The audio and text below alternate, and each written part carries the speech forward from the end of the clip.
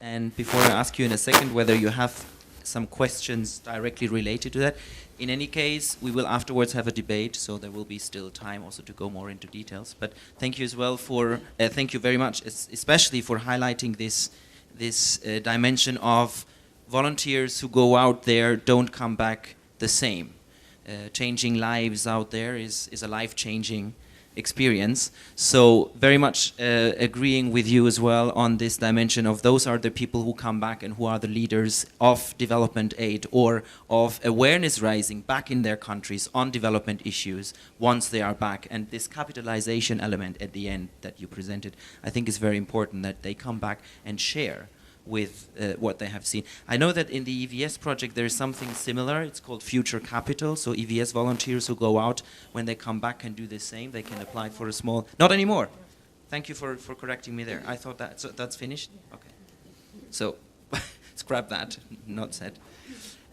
Do you have any direct question at this very moment on the presentation?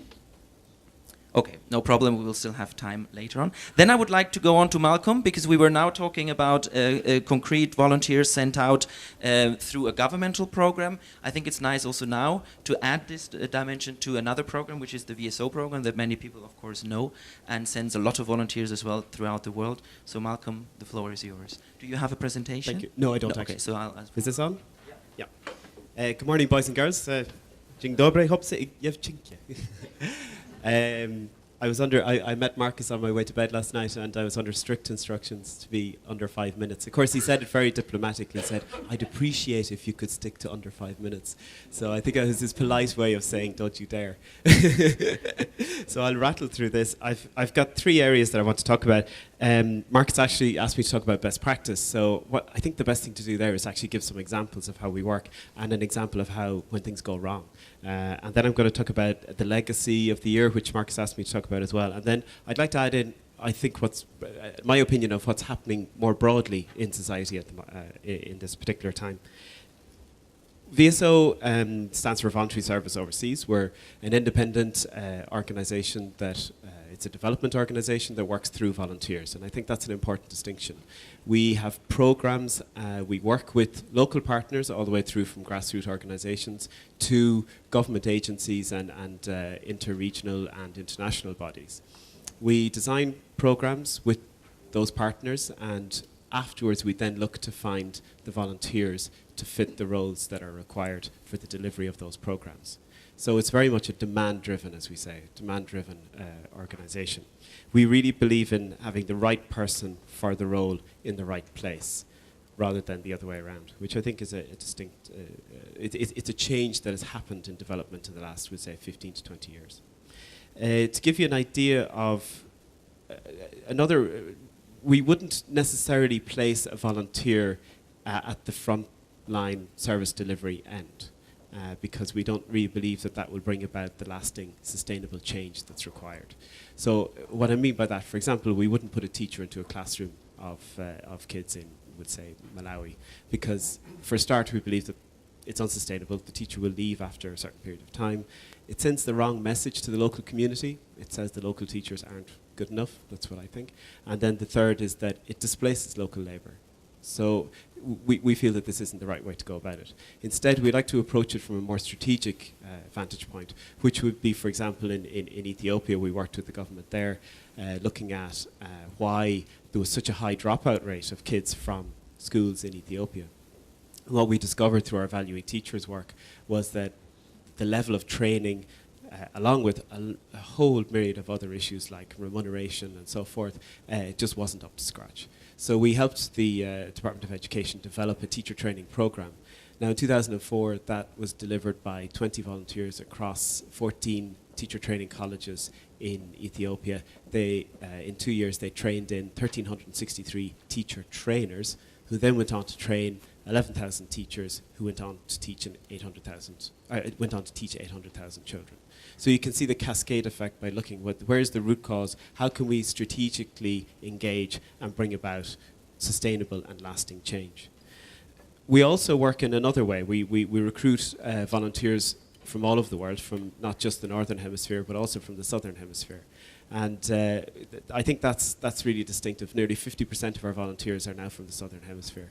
And it's funny, when you go out and visit programs, you can see the connection is fantastic. When you see Southern volunteers working with, like Kenyan volunteers working in Malawi or wherever, there's a difference. And I find in some ways maybe they're the best volunteers, more than an Irish person going to work in Zambia. But other ways that we work is we do a lot of exchange and study tours. So, for example, I was in Zimbabwe there last week, and I met with this man called Eric. He's the head of New Dawn of Hope, which is a HIV and AIDS organization. I think it's a good example to give, given yesterday was World AIDS Day. And he went on a exchange to the Zambian AIDS Alliance in Lusaka. And of course, we developed our log frame, and we said what results would come out and so forth, and that was great. But one thing he did that we didn't have planned was that he went on a protest march to the Ministry of Health with Kenneth Kaunda, the former president of Zambia. When he came back to Harare, he went to his local community, and he could see that only about 10% of the people in his community were accessing ARVs. These are the life-saving drugs that people living with HIV access to sustain a healthy life. And he decided, well, why don't we do a march? So he did that. He did a march to the Ministry of Health. And about 3 days later, the Minister of Health rang him up and said, OK, give me all the names of the people who aren't accessing ARVs and come in and talk to me. He did that. He was put on a national task force with the National AIDS Council to look at how can you roll out the delivery of ARVs to communities all across Zimbabwe. So this was an unintended outcome, if you like. But that's the nature of volunteering as well. And it's something that we have to trust in volunteers. In other ways, for example, with we have peace programs in Sri Lanka and in Mindanao in southern Philippines.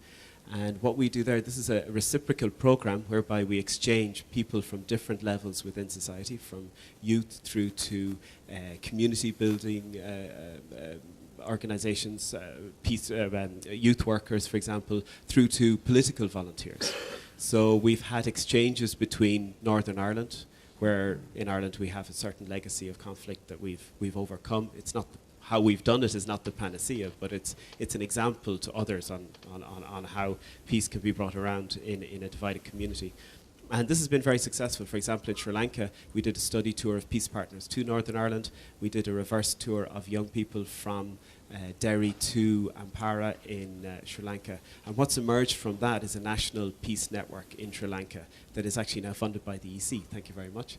And this program is bringing about real change at grassroots level within Sri Lanka.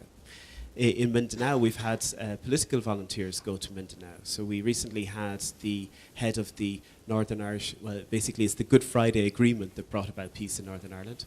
It's an intergovernmental agency. He represents MPs from Westminster, TDs, our members of Parliament in Dublin, and MLAs from the Northern Irish Assembly. And he went to Mindanao. He met with the opposing and government forces and so forth. And this is just finished, but it's starting to bring about real momentum because we're sharing experiences and learning that helps people to move past their particular stumbling blocks.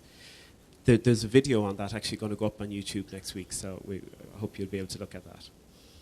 When does it not work? Well, when I was in Southern Africa last week, I came across an example of how it doesn't work. I won't say the country because it's quite a sensitive topic, but we had a volunteer working in one of the main hospitals in this country. And when the volunteer arrived, he's doing training. We found that there were about 60 babies a month dying in this hospital from all kinds of maladministration and other reasons. Within 4 months, that was down to 3 babies a month, and within 6 months, it was down to 0. And this is a lot to do with looking at how processes are, how the hospital was managed, and how drugs were delivered, and how treatment was delivered, and so forth. The volunteer is a very passionate person, and really, really means well. But he got frustrated, and he started to criticize the administration of the hospital openly with other staff. And he became disrespectful. Through his passion, he ended up being disrespectful. And of course, the hospital administration didn't appreciate this. and called us in and said, look, can you take this person out? Now, it was a very difficult situation because on one hand he was right, but on the other hand he didn't respect the local customs, he didn't respect local hierarchy, he was culturally insensitive. And this is when it really can break down. So we've come to a compromise. We didn't end up apologizing because I didn't think we should. But we did come to a compromise, and we've decided to redeploy him somewhere else. But we will continue the program, which is the most important thing, because it's about the people we aim to work with that are at the core of our program. I'll come to that again in a moment, but reflecting on the year, I think that 2011 was a real game changer year. From the broader sense, but also from the volunteering sense. And concentrating on that to begin with, I had a chat there with Tamara Flanagan yesterday, and we were reflecting on this, and she was saying to me that the European Year of the Volunteer was a game changer because for the first time it was the sector looking for this, and the sector were highly involved in the European Year of the Year. And in a way we were there to help shape the agenda. And it carries over into next year and the year after, where volunteering is still major parts of those particular years. Also, we saw the establishment of EVAC, which I'll just call the Voluntary Corps for the moment, pending a name. And I think that that's quite an important development, because when you look at the wording in the treaty, it could have gone in a completely different direction. So I think that the direction that it's going in is really good. It's really positive. VSO is one of the piloting programs, which we're very grateful and very excited about. The program is going to be in 2 places and have 2 different themes. South Sudan, which is very much about nation building and establishing the institutions and the mechanisms of government within those countries, particularly in education. And again, it's capacity building volunteers working to build capacity within the Ministry of Education. And in Bangladesh, where we will be working on prevention, on climate change prevention, which is quite an exciting area as well. More broadly, I think that 2011, when it comes to volunteering and when we come to the more economic, socio-political aspects, has been a real game changer in the way that I feel it's similar to like 1989. We've seen what's happened in North Africa, across, okay, I'll be given the nod there. We've seen what's happened across North Africa and the political change that has come about there. Volunteering has also become, we'll say, a new fad with governments across Europe. We've seen ICS in the UK take off. We've seen consolidation of Weltvaarts and other countries, including my own country, have suddenly decided, oh, okay, maybe volunteering, there's something in that. And maybe that's driven because of unemployment, being cynical there. Maybe it's been driven by youth, unemployment in particular. So we need to keep an eye on that, because I think that could impact upon the professionalization, the strides towards professionalization that we've made. And I think it's important that we maintain our values and maintain the advances we've made in that area. Professionalization, of course, is driven, I think, by the financial crisis, because we're asking to be much more accountable, be much more transparent about how we work. And that's extremely important. But we need to not forget the solidarity element, the human element. You look at what Eric did there in Lusaka. He brought that back. That was an unintended outcome, but it was a very positive outcome. And what I find is that with a lot of governments, they're unwilling to take that risk. They're unwilling to say, okay, actually, it's fine. We trust that the volunteer, within a certain framework, can actually be very creative, can be very innovative, and can bring about great change. Governments can be quite uncomfortable about that. So we need to, in some way, change the image of volunteers away from the unprofessional, as you said earlier, Marcus, the ones going off to have a good time and so forth. We need to really embed the fact that volunteers are great agents for change and can bring about great change. Finally, I think there's 2 other things that we need to think about. I said yesterday at one of the sessions, we need to also look at the end user, if you like, the beneficiary, the person we're here to volunteer for. Often, all through this conference, all I've heard is about the volunteer, and almost that's the means to the end. That is the end of the process, rather, while we see it as the means to the end. we need to look at, okay, it's great that they have a big heart and they're really willing and so forth, but we need to look at, well, is this the right person for the role? Are they delivering quality volunteering? Are they delivering a service that is appreciated by the people that they're working with? And I think that that's something that hasn't really come up very much over the last day and a half. And I think it's something extremely important, because that can undermine the volunteering effort if it's not done right. So I think that's extremely important. And then finally, this week we had the Aid Effectiveness Conference happening in Busan. That has had a huge impact on the development sector. It started with Paris Declaration, it went on to Accra, then Istanbul, and so forth. And what is coming from that is changing our sector. It's changing the governance of our sector, it's changing how we manage our finances, it's changing how we deliver our programs. And that will come across into the domestic, inter-European member state volunteering as well. So that is coming down the road. And I think that's something that we need to be mindful of, and in a way, try to be a little bit ahead of the game. Otherwise, we might be dictated to. So that's my final point, and I suppose we'll be answering questions as we go along. Did I do it, Mark or Marcus, under 5? No, you did not. But I'm a bold boy, so. But I know you by now, so that's okay. Thank you very much, Malcolm, and